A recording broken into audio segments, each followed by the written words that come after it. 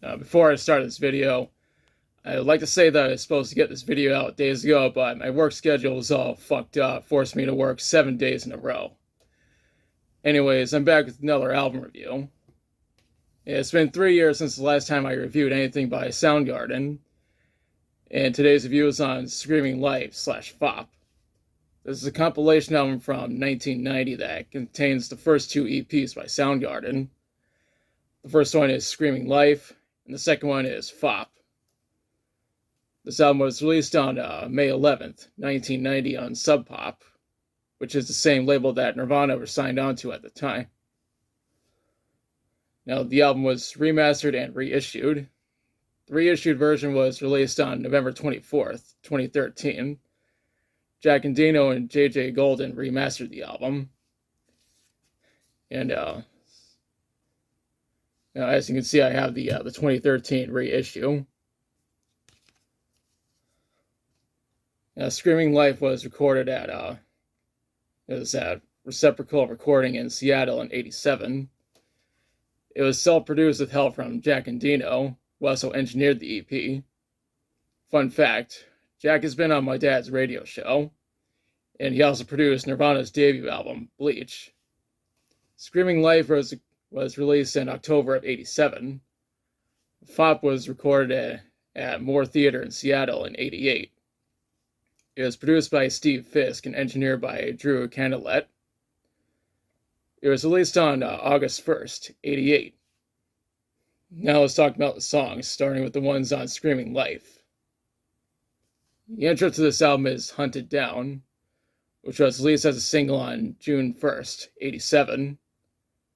The song is known for being really heavy since it ventures into hard rock and not just grunge.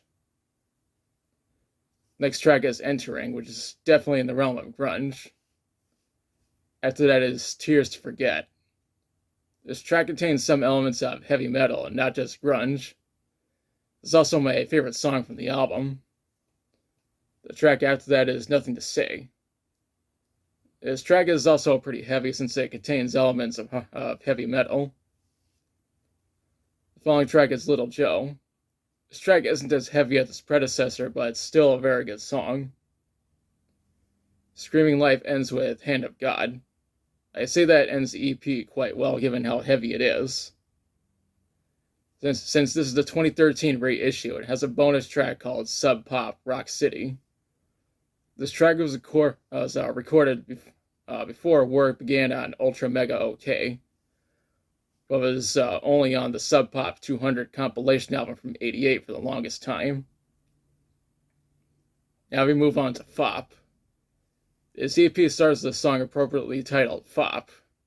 This is actually a cover of the song by Ohio Players, and Soundgarden knocked out of the park with this cover.